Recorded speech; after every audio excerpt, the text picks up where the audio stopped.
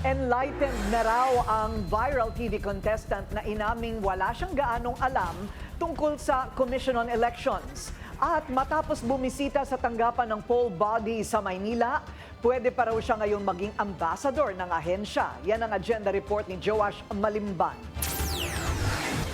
Para sa mga kabataang botante tulad ni Man Cristel Barte, importanteng naiintindihan kung bakit bumoboto. Nasa atin po kasi yung change ngayon sa mindset ng pagboto. Since sa mga matatanda po kasi madalas sinasabi nila na basta artista, yun na yung dapat iboto. So parang nakikita ko po kasi ngayon sa mga results din po sa survey sa mga iboboto. Nasa mga kabataan po talaga yung may slight changes na nakikita ko po medyo may pag-asa. Kaya medyo nadismaya siya nang makita niya ang viral video ng isang television show contestant na hindi alam kung ano at ang mandato ng Commission on Elections. Siguro po yung kakulangan din po sa pag-spread ng information sa kabataan and at the same time po dun sa babae. Yung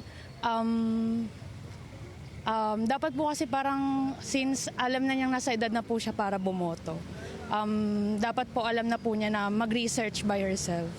Ngayong araw, inimbitahan ni COMELEC Chairman George Garcia si Heart Aquino, ang nag-viral na contestant sa isang noontime show. Itinur niya sa loob ng COMELEC headquarters. Paraan daw ito para maitaas ang antas ng voter education sa bansa.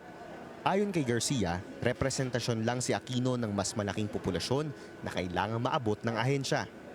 Nalulungkot po ako parang failure po ang COMELEC. Parang kami po may kasalanan doon. Parang hindi po namin napapahayag mabuti sa sambayanan kung sino kami, ano ang aming katungkulan at magkakaroon pa pala ng eleksyon. Magkakaroon na pala tayo ng eleksyon. So failure po ang COMELEC pagka ganyan. Kaya lang hindi po natin maisisi dahil maaaring siya ay representasyon ng madami pa mga Pilipinong hindi po naalalaan yung ating mga ginagawa. Kaya ang gusto namin alamin bakit. Dahil ba sa kahirapan? Dahil ba sa kawalan ng pamamaraan para malaman yung mga nangyayari sa ating bansa o talaga namang may kakulangan talaga sa voters education program ng COMELEC.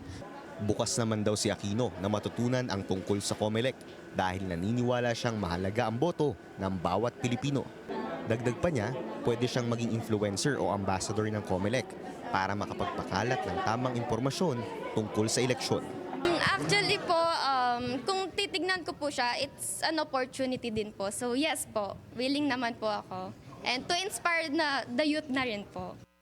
Bumelta rin siya sa mga basher. Sana raw ay alamin muna ang dahilan kung bakit hindi siya masyadong knowledgeable sa komisyon.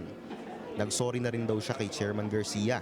Since ulila na po ako, so at an early age po, nakafocus na po ako ngayon sa family ko po. So yun lang po yung pinaka-iniisip ko kung paano ko po mabubuhay yung lola and kapatid ko po. So. Mensahe ng COMELEC sa mga kabataan, alamin ang mga karapatan at kapangyarihan ng isang mamamayang Pilipino dahil ang hinaharap ng ating bansa nakasalalay sa ating mga boto.